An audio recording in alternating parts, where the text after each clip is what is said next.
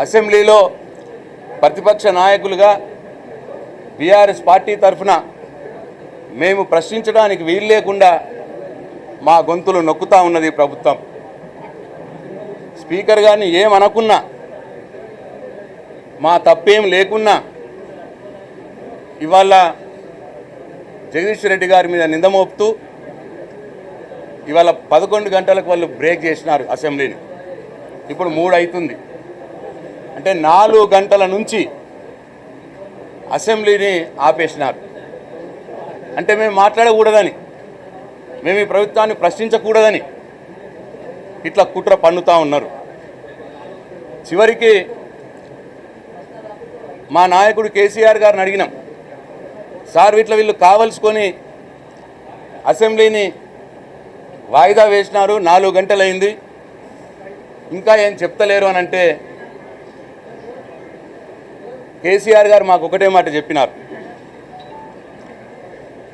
ఒకవేళ మీరు ఏమనుకున్నా సరే, మీ పైన తప్పు లేకున్నా సరే, వారు స్పీకర్ గారిని అడ్డం పెట్టుకుంటున్నారు కాబట్టి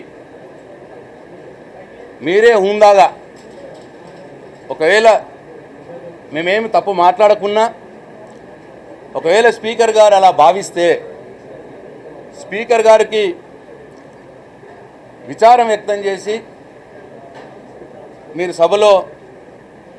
సభ నడిపే విధంగా చూడండి, ప్రజా సమస్యలు వచ్చే విధంగా చూడండి, ప్రజా సమస్యలపై ఈ ప్రభుత్వాన్ని నిలదీసి ప్రజలకు వారిచ్చిన హామీలు అమలయ్యే విధంగా చూడండి. మీరు ఒక అడుగు వెనక్కేసినా సరే, మీరేం తప్పు చేయకున్నా స్పీకర్ గారికి మీరు క్షమాపణ చెప్పినా సరే సభను నడిపే విధంగా చూడండి అన్న మాట మాకు చెప్పినారు. ఈ సందర్భంగా ఒకటి గుర్తు చేసుకున్నాం. ఒకనాడు కాంగ్రెస్ సభ్యురాలు డీకే అరుణ గారు వారు ఆమెనేదో అన్నారని చెప్పి వారు బాధపడితే ఆ రోజు ముఖ్యమంత్రిగా ఉన్నటువంటి కేసీఆర్ గారు, మంత్రి గారు అనేటువంటి కేటీఆర్ గారిని కేసీఆర్ గారే డీకే అరుణ గారికి క్షమాపణ చెప్పించినారు. చెప్పించి ఒక ప్రభుత్వంగా సభను నడిపేయడానికి చొరవ తీసుకున్నారు ఆ రోజు ముఖ్యమంత్రి కేసీఆర్ గారు. కానీ ఇవాళ 4 గంటలైంది, సభను నడుపుతలేరు. ముఖ్యమంత్రి గారు ఢిల్లీలో ఉన్నారు. వారి ఆదేశాల ప్రకారం మరి ఏం చెప్తే చేయటానికి మరి ఇక్కడ ఉన్నారా? వీళ్ళు సభ నడవకూడదా? ప్రజా సమస్యలు ప్రస్తావించకూడదా ఈ సభలో? మరి మేమందరం కలిసి కేటీఆర్ గారు, హరీష్ రావు గారు, మేము మొత్తం మా శాసనసభ పక్షం మొత్తం కేసీఆర్ గారు మాకు సూచించిన విధంగా ఇప్పుడే స్పీకర్ గారి దగ్గరికి, ఎల్ఏ మినిస్టర్ గారి దగ్గరికి వెళ్ళడం జరిగింది. మేము వాళ్ళకి చెప్పినాం, అయ్యా మా జగదీష్ రెడ్డి గారు ఏమీ అనలేదు, ఏమీ తప్పు మాట్లాడలేదు, స్పీకర్ గారిని ఉద్దేశించి ఎటువంటి అగౌరవంగా మాట్లాడలేదు. ఒకవేళ మీరు మాట్లాడిండో అని మీరు భావిస్తే మీరు ఇక్కడ ప్లే చేయండి, అఖిలపక్ష నాయకుల్ని, ఫ్లో లీడర్స్ అందరినీ పిలిచి జగదీష్ రెడ్డి గారు ఏం మాట్లాడిండో మీరు ఇక్కడ స్క్రీన్ మీద ప్లే చేయండి మీ ఆఫీస్లో. ఒకవేళ నిజంగానే జగదీష్ రెడ్డి గారు తప్పు మాట్లాడుంటే శాసనసభ 3 ఇతర ఫ్లోర్ లీడర్స్ కూడా జగదీష్ రెడ్డి గారు తప్పు మాట్లాడిండు అని అంటే తప్పకుండా మీరు నిర్ణయం తీసుకోండి. ఆ వాక్యాల్ని రికార్డు నుంచి తొలగించే అవకాశం మీకున్నది. లేదు సభ్యుడిని విచారం వ్యక్తం చేయమనే అడిగే అవకాశం మీకున్నది. అట్లా చేయండి అని చెప్పి మేము అడిగినాం. పోనీ అలా కాకపోతే మా నాయకుడు కేసీఆర్ గారు చెప్పినట్టు మా సభ్యుడు ఏం తప్పు మాట్లాడకున్నా, ఒకవేళ స్పీకర్ గారు తప్పు మాట్లాడిండ్రు, జగదీష్ రెడ్డి గారు తప్పు మాట్లాడిండు అని భావిస్తే వారికి విచారం వ్యక్తం చేయడానికి కూడా మా సభ్యుడు సిద్ధంగా ఉన్నాడు అని కూడా చెప్పినాం మేము స్పీకర్ గారికి, ఎల్ఏ మినిస్టర్ గారికి. ఇంత చెప్పినా 4 గంటలైంది, ఇంకా సభని వాయిదా వేసే ఉంచినారు. అంటే దీని అర్థం మా సభ్యుడు జగదీష్ రెడ్డి గారు కావచ్చు, మా శాసనసభ మా పక్షం నుంచి ఇంకా వేరే సభ్యులు మాట్లాడకుండా ఉండేది. ఇవాళ ఈ రాష్ట్రంలో అనేక సమస్యలు ఉన్నాయి. ఇవాళ రైతులు సాగునీరు లేక వాళ్ళ పొలాలు ఎండిపోయి గోసపడి ఏడుస్తూ ఉన్నారు. అందరు టీవీలలో చూస్తున్నాం. మంచినీళ్ళు సరిగ్గా రాక ఆడబిడ్డలు ఇబ్బంది పడుతూ ఉన్నారు. ఇట్లా అనేక సమస్యలు ఇవాళ గురుకుల పాఠశాలలో విద్యార్థులు చనిపోతూ ఉన్నారు. ఇవాళ చిరుద్యోగులకు వేతనాలు సక్రమంగా రావడం లేదు. చిన్న చిన్న కాంట్రాక్టర్లకు బిల్స్ ఇవ్వడం లేదు.